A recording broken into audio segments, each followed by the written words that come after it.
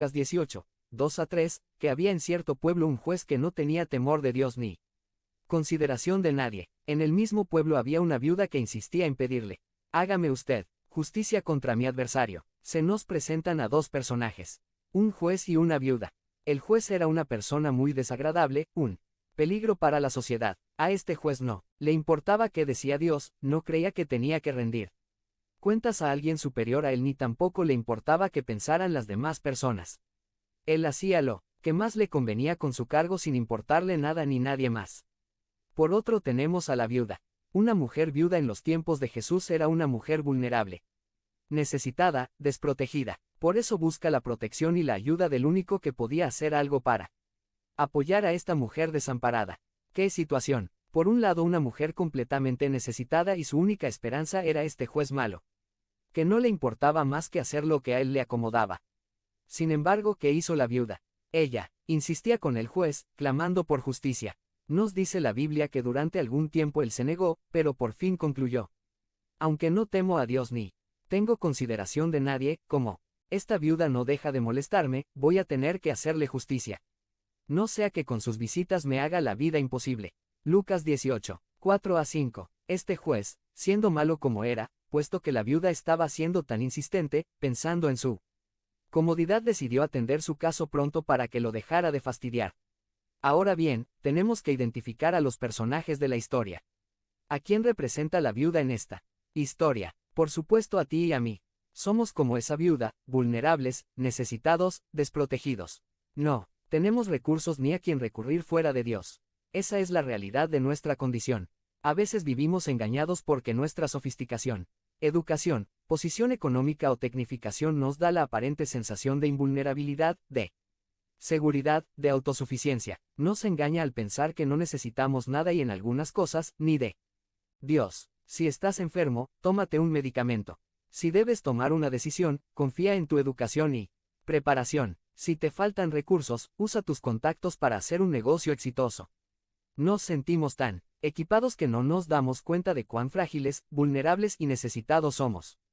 No podemos ver que si no fuera por Dios y su gracia, ningún recurso, relación o medio podría servirnos para salir adelante.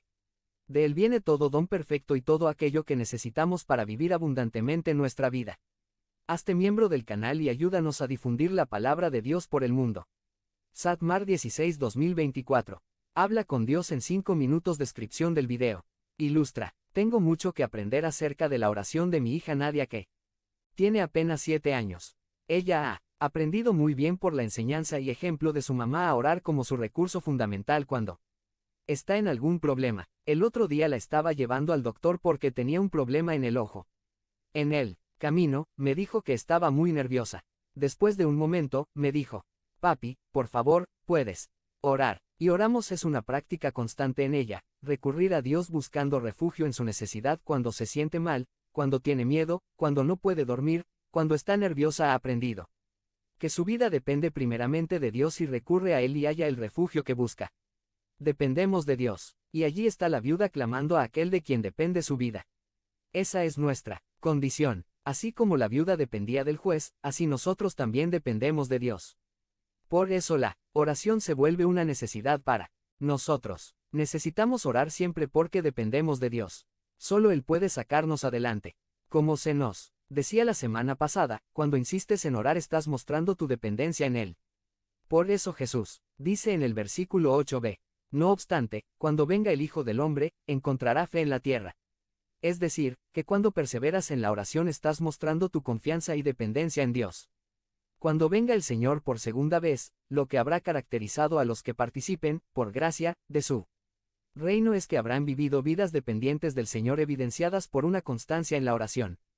Jesús nos enseña que necesitamos orar siempre porque la oración nos ayudará a perseverar, dependiendo de Él hasta su retorno. Ahora bien, tenemos otro personaje, el juez.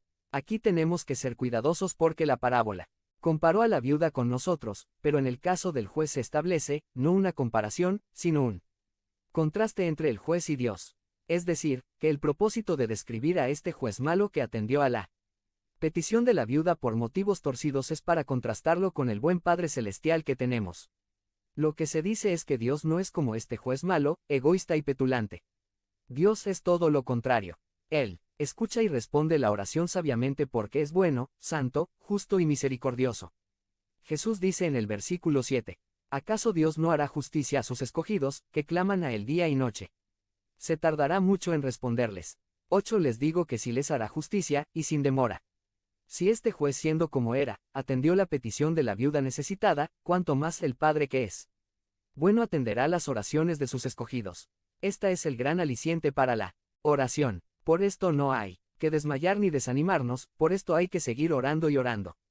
Dios, nuestro Padre, es un Dios bueno que escucha y a su tiempo nos deja ver claramente su respuesta de acuerdo con su santa, buena y perfecta voluntad. Por eso esta mañana decimos, sigue orando porque el buen Padre te está escuchando. Somos dependientes de Dios y lo mostramos por medio de la oración. Es nuestra necesidad orar, pero orar no es un simple ejercicio espiritual o un deber religioso. En la oración acudimos al Padre que es bueno. En la oración hablamos con aquel de quien dependemos y Él nos escucha. Por eso no te desanimes, sigue orando porque el buen Padre te está escuchando. Ilustra, en una ocasión fuimos a visitar a una persona en su casa. Siguiendo la dirección llegamos a su domicilio. Al llegar había luces encendidas y se escuchaba el ruido de la televisión, así que tocamos la puerta y esperamos. Después de un momento, insistimos en tocar la puerta y nadie salía.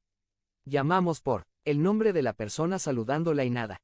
Estuvimos así como unos 20 minutos y por fin, frustrados, nos retiramos. A los pocos días, al comentar el evento, que esta persona me dijo que esa noche no había nadie en casa, que acostumbraba dejar prendidas las luces y la televisión como medida antiladrones. Si hubiéramos sabido que no había nadie que nos pudiera abrir, ¿qué caso habría tenido insistir en tocar? Y hazte miembro del canal y ayúdanos a difundir la palabra de Dios por el mundo.